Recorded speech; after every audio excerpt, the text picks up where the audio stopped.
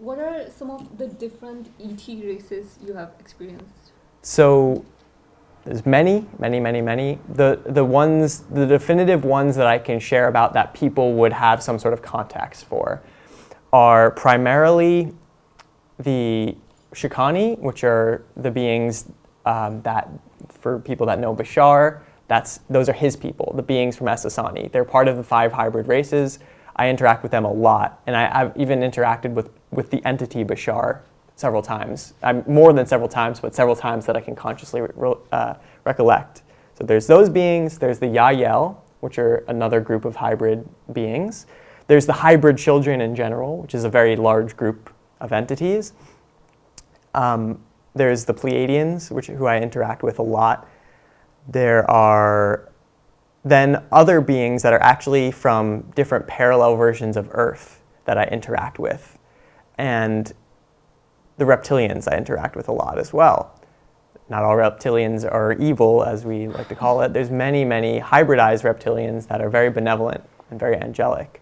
And then there's archangels and ascended masters and beings that are very non-localized. They're not from somewhere. They're not really part of a civilization in the same way that we would understand it, because they've evolved themselves to the point where they're just anywhere and everywhere. They're totally non-physical.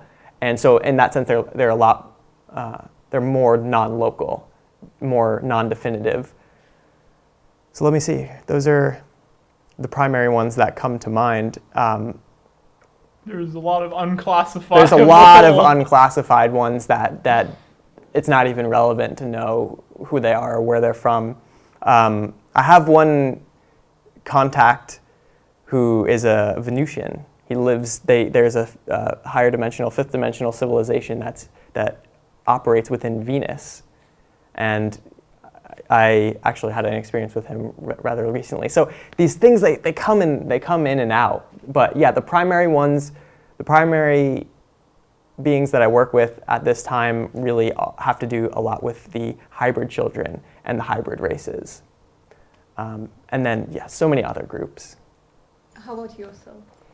Yeah, I don't really I can't necessarily definitively classify any of these representations of these beings that I'm interacting with, and what they're a part of or what they're not a part of. I can't really classify who or what they are in terms of the culture that humans have associated with.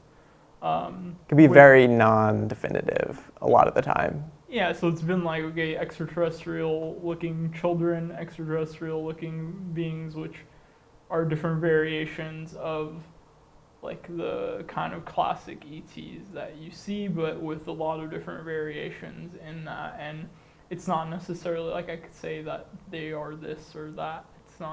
That's not how I experience it. I experience it as more universal and more just multi-dimensional, of just consciousness interacting with itself. And it's also from my own choice that I don't necessarily abide by the way humans are choosing to define these extra-dimensional or extraterrestrial experiences that they're having, and saying this is that or this is that.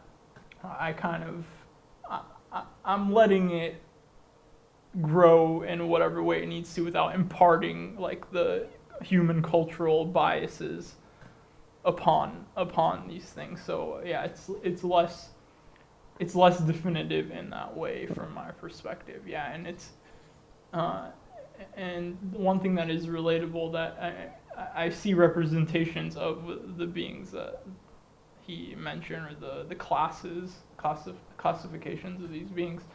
I've interacted with stuff like that, but again, I don't really experience it as they are this or they are that.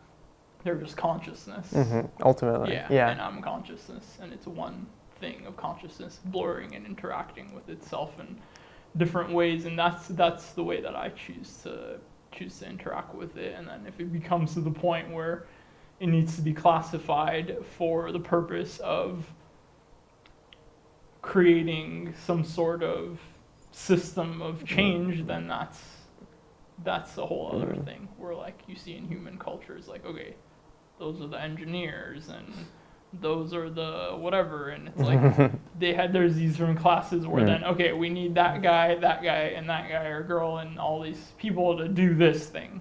So like when it comes to that point, okay, like I'll conform to the ideas of classifying beings as certain things, but as of right now, I choose to be more broad in that idea, and also going into like more non-physical consciousness that we're interacting with that isn't even embodied in any sort of quasi-physical representation or solidified representation. It's just like an intangible fractal warping of consciousness or something like that. Like it's less, it's more of the indefinable thing that I'm talking about, but I'm choosing to keep that perspective of that less defined consciousness idea, but imparting that even on these more solidified characters that I'm interacting with, whether that's you or myself, and or hyperdimensional beings. So I don't know, that's more of how I choose to perceive it.